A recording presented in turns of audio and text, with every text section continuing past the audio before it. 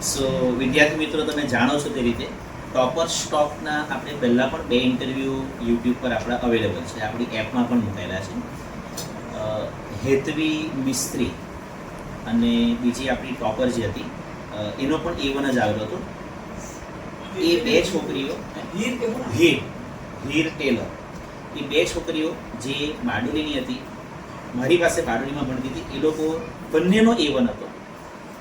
એમના આપણે ઇન્ટરવ્યૂ અહીંયા આ જ રીતે કન્ડક્ટ કર્યા હતા, ટોપર સ્ટોકમાં મૂક્યા હતા. ત્યાર પછી એક બીજો ઇન્ટરવ્યૂ આપણે ટોપર સ્ટોકમાં લીધો હતો ઓમ ચૌધરી, જે બોર્ડની પરીક્ષામાં મેથ્સમાં 80 આઉટ ઓફ 80 માર્ક્સ એના હતા. ટોપર સ્ટોકનો જે આ સેશન આપણે ગોઠવીએ છીએ, જે ઇન્ટરવ્યૂ કહી શકો અથવા તો વાર્તાલાપ કહી શકો, એ એટલા માટે હોય છે કે અમારી વાતો કદાચ તમને જૂની લાગતી હોય કે આ ભાઈ હવે તમે તો કે ને કે આજથી 20 વર્ષ પહેલાં બોર્ડની પરીક્ષા આપેલી, તમને શું ખબર હોય. અમારે જમાને મેં મોબાઈલ નહીં હતો, વોટ્સએપ નહીં હતું, ઇન્સ્ટાગ્રામ નહીં હતું, સ્નેપચેટ નહીં હતું, સોશિયલ મીડિયાના નામે અમારા જમાનામાં કંઈ હતું જ નહીં. ડિસ્ટ્રેક્શન જે તમારે એની સાથે જ ચાલવાનું છે. એટલે અમારી વાતો કદાચ સ્ટુડન્ટ્સને જૂની લાગતી હોય, રિલેવન્ટ નહીં લાગતી હોય કે નહીં, તમારી વાતો જે ખરી આજના જમાનામાં છે ને કે બંધ બેસતી છે જ નહીં એમ. પણ આ જે ટોપર્સના આપણે ઇન્ટરવ્યૂ લઈએ છીએ, એમની સાથે જે વાતો કરીએ છીએ, એ લોકોએ તો જસ્ટ હમણાં 6 મહિના પહેલાં જ બોર્ડની પરીક્ષા આપીને 4 મહિના પહેલાં એમનું રિઝલ્ટ આવ્યું હોય. એ લોકો એ જ વાતાવરણમાં, એ જ માહોલમાં ભણ્યા છે જે માહોલમાં તમે ભણો છો. તમારા કરતાં માત્ર 1 જ વર્ષ મોટા હોય છે. જે ડિસ્ટ્રેક્શન્સ તમને નડે છે એ જ ડિસ્ટ્રેક્શન એમને પણ નડતા હતા. એટલે અમારી વાતો કરતા આ લોકો અને આ એ લોકો કે જે લોકો ઓલરેડી A1 લાવ્યા છે, આપણી સાથે આપણે આમ તો કંઈ કે નહીં કે પરિચયની જરૂર નથી, પણ જે લોકો યુટ્યુબ પર જોશે એ લોકોને થોડો પરિચય આપવો જરૂરી છે કે વિદ્યા મનીષભાઈ પટેલ 3 વર્ષ આપણી પાસે જ ભણી. ગયા વર્ષે 10મા ધોરણની પરીક્ષા એને માર્ચ 2025માં આપી. 2 મહિનામાં એનું રિઝલ્ટ આવ્યું. રિઝલ્ટ જાણવા જેવું છે, જો કે હું સ્ક્રીન પર પણ મૂકી દઉં. ગુજરાતીમાં એના 88 માર્ક્સ હતા, સંસ્કૃતમાં એના 89 હતા. આ બેમાં જ એનો A2 ગ્રેડ છે. બાકી એસએસની વાત કરીએ, સોશિયલ સાયન્સમાં 95 એટલે કે A1 ગ્રેડ, સાયન્સમાં 92 A1 ગ્રેડ, ઇંગ્લિશમાં 91 માર્ક્સ A1 ગ્રેડ અને મેથ્સમાં 96 માર્ક્સ એટલે એમાં પણ A1 ગ્રેડ. અને ઓવરઓલ ટોટલ માર્ક્સ એના જે ખરા 600માંથી 551 માર્ક, અને બોર્ડવાળાએ પણ એના પર્સન્ટાઇલ રેન્ક જે કાઢ્યા હતા 97.40 અને પર્સન્ટાઇલ રેન્ક સાથે A1 ગ્રેડ છે. એકવાર વિદ્યાને નહીં પણ એની મહેનતને આપણે તાળીના ગગડાટથી વધાવી લઈએ. સાથે આપણે જોડીમાં ફેની મનીષભાઈ ચૌધરી, આપણે ત્યાં જ 3 વર્ષ ભણી.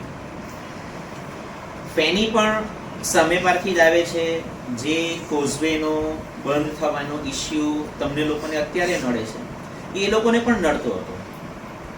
ઘણી બધી વખત ફરીને આખું કે ને કે 30-35 કિલોમીટરનો આખો આંટો મારીને આવવાનું, 30-35 કિલોમીટરનો આંટો મારીને પાછું જવાનું, એટલે કે 70 કિલોમીટર જેવું એ લોકોનું ટ્રાવેલિંગ કોઈ વખત થઈ જતું જ્યારે કોઝવે બંધ હોય ત્યારે. એ સિચ્યુએશનમાં પણ ફેની જે ખરી ગયા વર્ષે જ્યારે એણે પરીક્ષા આપી, એના સોશિયલ સાયન્સમાં 88 માર્ક્સ 88 માર્ક A2 ગ્રેડ, સાયન્સમાં 95 A1 ગ્રેડ, ઇંગ્લિશમાં 89 A2 ગ્રેડ થયો, સંસ્કૃતમાં 94 અને મેથ્સમાં 98 માર્ક્સ એના આવ્યા છે A1 ગ્રેડ.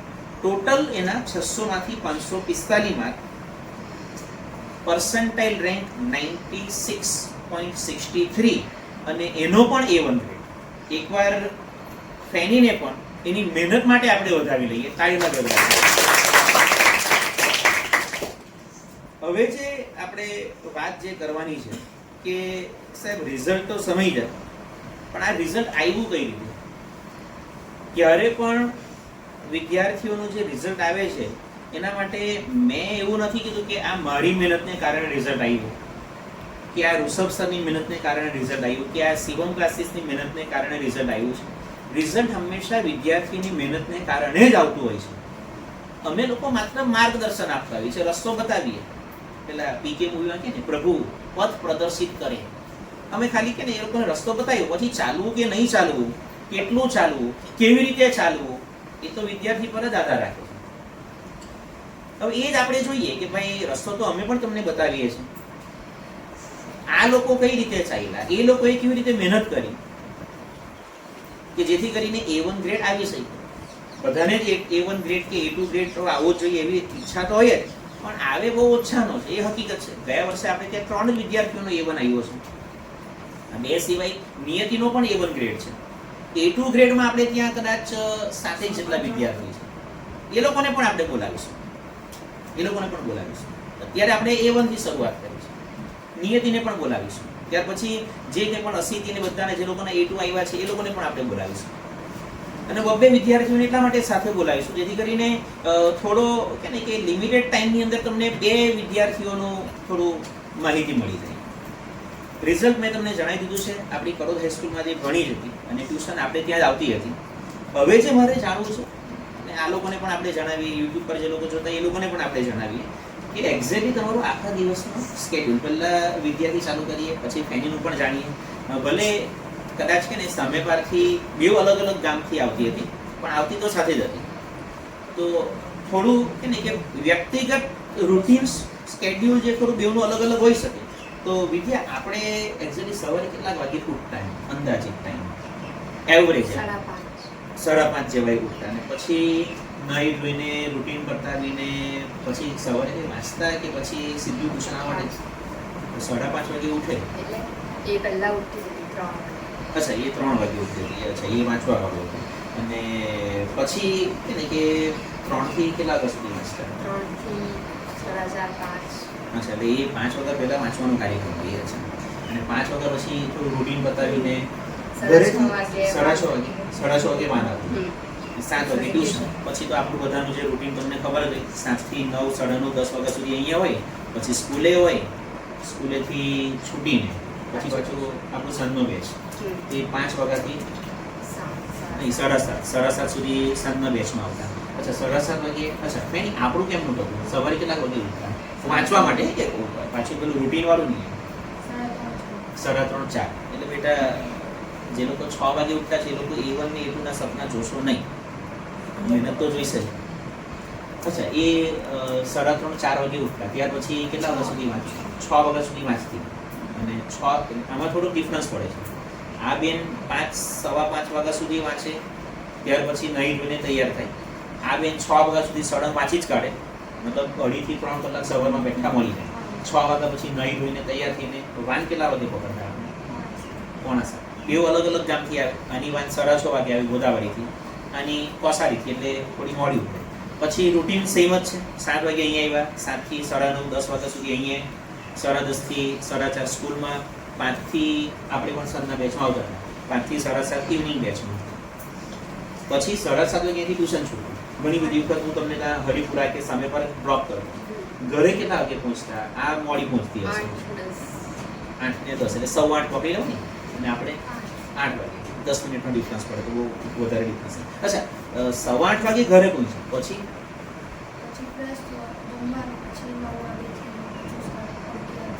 9 થી 11 પાછું વાંચવાનું. આપણે આ ઊંઘી જતી. પછી વાંચો કેટલા વાગે? પછી કોઈ બી ટાઈમ, એટલે જે ટાઈમ પ્રમાણે સાઈડ થતો. ઓ, પરંતુ સવારે 3 વાગે તો ફિક્સ જ. ઓ, એટલે બેવનું થોડું રૂટીનમાં ડિફરન્સ પડે. પેલી બેન જે ખરી તેણે ઘરે જઈને પાછું 1-2 કલાક બેસે છે રાત્રે. એટલે ઓવરઓલ આખા દિવસમાં કે એજ્યુકેશન પાછળ કેટલો જાય તે જરાક ગણી લેજો જાતે જ. સવારે ફેનીનું 3 થી 3:30 વાગે ઉઠે, ત્યાંથી 6 વાગ્યા સુધી, એટલે 2.5 કલાક સવારે. 7 થી 9:30 2.5 કલાક પાછા ટ્યુશનમાં, એટલે 5 કલાક તો સવારે જ થઈ ગયા. સ્કૂલ ચાલુ થાય તે પહેલાં 5 કલાક. સ્કૂલમાં જે કંઈ પણ અભ્યાસ કર્યો નહીં કર્યો, જે કંઈ પણ હોય તે એ અલગ વસ્તુ છે. ત્યાર પછી સાંજે પાછું 2.5 કલાકનું ટ્યુશન, 5 થી 7:30. અને ઘરે જઈને પાછું ફેનીનું 2 કલાક જેવું હોય છે. વિદ્યાનું ડિપેન્ડ્સ, સિચ્યુએશન પર આધાર રાખે. એટલે આ એ લોકોનું રૂટીન હતું. બીજો એક પ્રશ્ન મને, એટલે એપ્રોક્સિમેટલી 10 કલાકની મહેનત જોઈએ એવું મને લાગે. તો તો A1 કે A2 આવે, તો બે A1 વાળી જ છે બરાબર બધા, એટલે અઘરો ખેલ છે. અચ્છા, બીજું એક કે રેફરન્સ બુક તમે કઈ યુઝ કરતા, કોઈ એક જ પબ્લિકેશનની બુક્સ બધા વિષયમાં યુઝ કરતા કે અલગ અલગ? અચ્છા, તો મતલબ મેથ્સ માટે પણ કોઈ રેફરન્સ બુક? ઓકે, પછી એસએસ માટે આપણી બુક ટેક્સ્ટ બુક છે, એસએસ માટે આપણે તો પછી એમાં કંઈ અલગ છે. ઓકે, પછી સાયન્સ માટે પછી શોર્ટ નોટ એવું સાંભળ્યું? ઓકે, અને અચ્છા, અને ઇંગ્લિશમાં?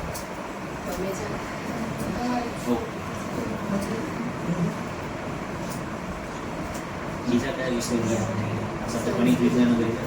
સંસ્કૃત અને ગુજરાતી, પાછું કોઈ હિન્દી હશે તો એને અત્યારે ડ્રોપ કરીએ છીએ. અચ્છા, એના સિવાય ડિજિટલ પ્લેટફોર્મમાં યુટ્યુબ પર કોઈ વિડીયો જોતા, એજ્યુકેશનલ વિડીયો કેવું કંઈ આ જોઈ છે? ઓકે, આ બેન યુટ્યુબ પર એજ્યુકેશનલ વિડીયો જોતા હતા. હવે કયા એજ્યુકેશનલ વિડીયો કયા વિષય માટે જોતા એ પછી પર્સનલી પૂછી લઈશું, કોઈનો બીજાનો પ્રચાર અત્યારે નથી કરતા આપણે.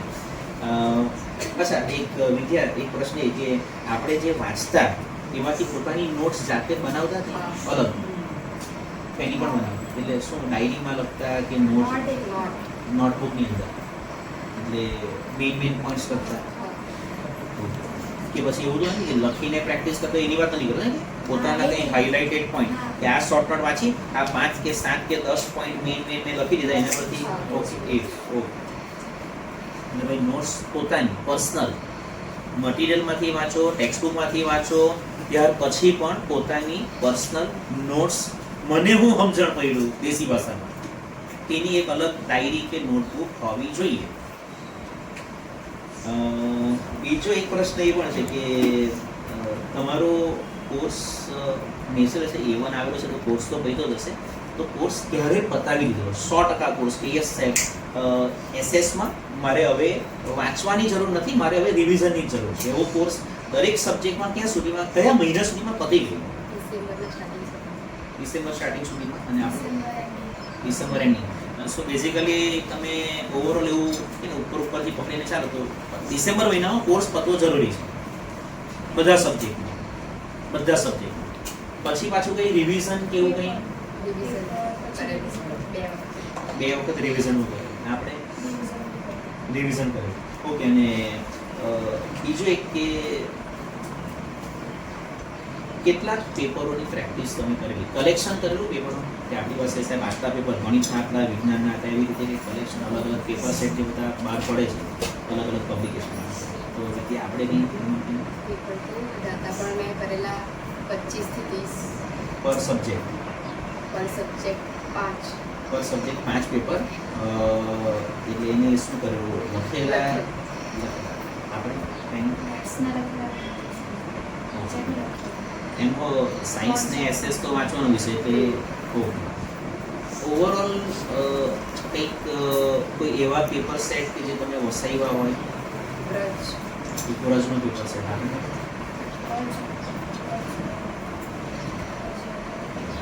આપણી એક પરથી જે અચ્છા આપણે પેલા અલગ અલગ સ્કૂલના એવી રીતના મૂકેલા હતા તે.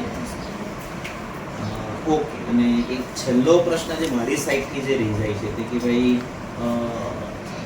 મોડેલ ટેસ્ટ આપણે કેટલી આપેલી વિદ્યાએ?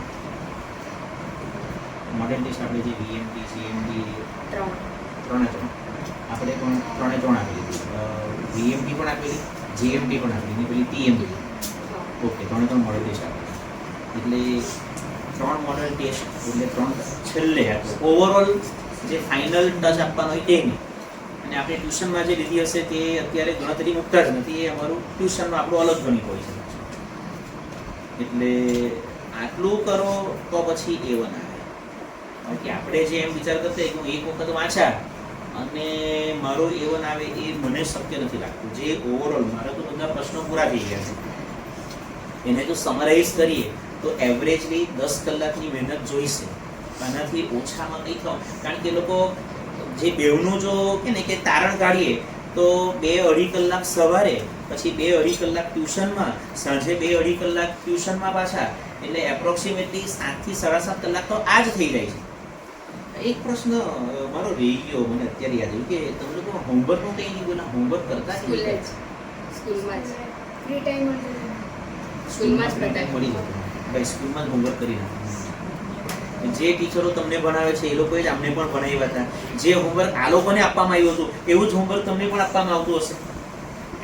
આ લોકોનું સ્કૂલમાં પતી જતું હતું, આપણું કેમ નથી થતું? અચ્છા, એક બીજો પણ થોડોક ટાઈમ આપણને મળે. સવારે 9:15 કે 9:30 વાગે જે આપણું ટ્યુશન પૂરું થાય છે ત્યાર પછી 10:30 વાગ્યા સુધીનો 1 કલાકનો ટાઈમ આપણને મળે છે. એ ગાળામાં પણ હોમવર્ક એ લોકો અહીંયા બેસીને કરતા તે તો મેં મારી નજરે જોયું છે. અચ્છા, એક બીજો પ્રશ્ન એ કે આમાં તમે લોકો સવારે 3-3:30 વાગે ઉઠતા તો મતલબ કઈ રીતે? મમ્મી પપ્પા ઉઠાડતા કે પછી આ જાતે ઉઠતી હતી? અલાર્મ મૂકી દેતી?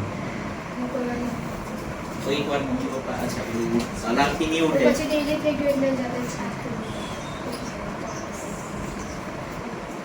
એટલે આટલું છે. એવરેજલી તમે એમ કહી શકો કે સ્કૂલ સિવાય ટ્યુશનને પણ આપણે લઈ લઈએ, પોતાની પર્સનલ મહેનત લઈ લઈએ તો 8 થી 10 કલાકની મહેનત જોઈએ. એપ્રોક્સિમેટલી દરેક વિષયના 5-5 પેપર આપણે ઘરે પર્સનલી સોલ્વ કરેલા હોય, લખેલા હોય, આ મિનિમમ આટલું જોઈએ. પ્લસ ટ્યુશનની જે ટેસ્ટ હોય તે તો આપણે રાઉન્ડ ટેસ્ટ આપેલી જ હોય, એના સિવાય 3 મોડેલ ટેસ્ટ આપો. આટલું કરો અને મોડલ ટેસ્ટનું પાછું એનાલિસિસ કરો કે ભાઈ મારા જો આ જગ્યા પર એક વખત મેં મોડલ ટેસ્ટ આ સ્કૂલમાં હું આપવા ગયો અથવા આપવા ગઈ તો એમાં મારા આ વિષયમાં કેમ માર્ક્સ નથી આવ્યા, એનું એનાલિસિસ પાછું કરો. એ એનાલિસિસ રિપોર્ટ જે કરો તે હું તમને બનાવી આપું છું, એમાં તો કોઈ બેમત છે જ નહીં. એ લોકો સાથે અમે પહેલા અખતરા કરેલા કે એનાલિસિસ રિપોર્ટ કે ભાઈ એક્ઝેક્ટલી કયા ક્વેશ્ચનમાં 5 પેપર 7 પેપર કરો ત્યાર પછી ખબર પડે કે આ પર્ટિક્યુલર ક્વેશ્ચનમાં મારા માર્ક નથી આવતા. અને એ લોકોનું જ્યારે 7 પેપરનું એનાલિસિસ કરેલું ત્યારે મેં તમને પહેલાં પણ કીધું છે કે 7 પેપરનું એનાલિસિસ કર્યું ત્યાર પછી ખબર પડી કે ગ્રામર કરતાં પણ વધારે અઘરો ખેલ ટ્રુ ફોલ્સમાં હતો. કે ટ્રુ ફોલ્સમાં ઘણા બધા વિદ્યાર્થીઓને તકલીફ પડતી હતી. એ 5-7 પેપર પહેલા 5 થી 7 પેપર સોલ્વ કરો, ટેસ્ટ આપો, મોડલ ટેસ્ટ આપો, રાઉન્ડ ટેસ્ટ આપો, એના માર્ક્સનું આપણે એનાલિસિસ કરી ત્યાર પછી ખબર પડે છે. 1 કે 2 પેપરના આધારે નહીં ખબર પડે. અને એ જે એનાલિસિસનો જે રિપોર્ટ ખરો એના પાછળ આ વખતે બહુ ભયંકર મહેનત મેં કરેલી છે. દરેક સબ્જેક્ટ માટે, એવું નહીં કે ખાલી ઇંગ્લિશ માટે. આપણે બધા વિષયનો એનાલિસિસ રિપોર્ટ જે ખરો તે હું તમને કાઢીને આપીશ.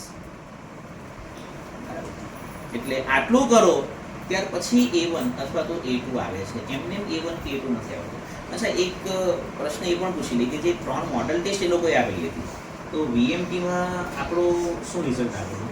એપ્રોક્સિમેટ 84%. VMT-માં GMT-ના ટકા કઈ આઈડિયા છે? 80.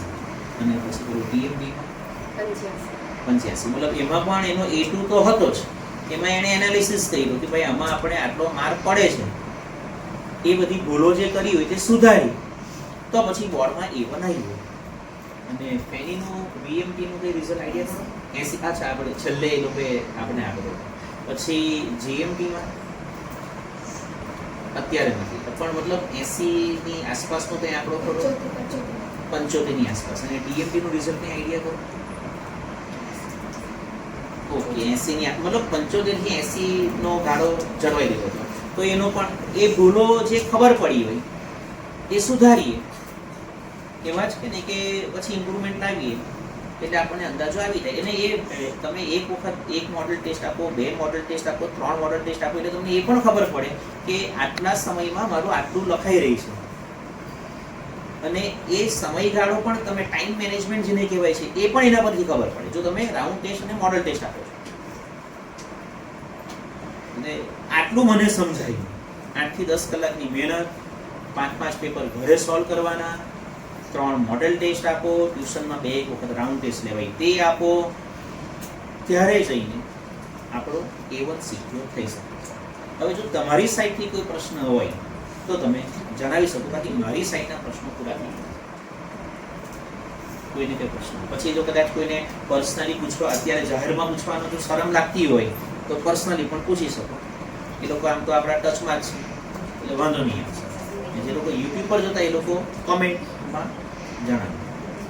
Okay, thank you very much. ફરી એકવાર બંને આપણા એ દીકરીઓને આપણે એકવાર જોરદાર એમના A1 માટે એમની મહેનત માટે તાળીઓના ગડગડાટી ઉડાવી લઈએ.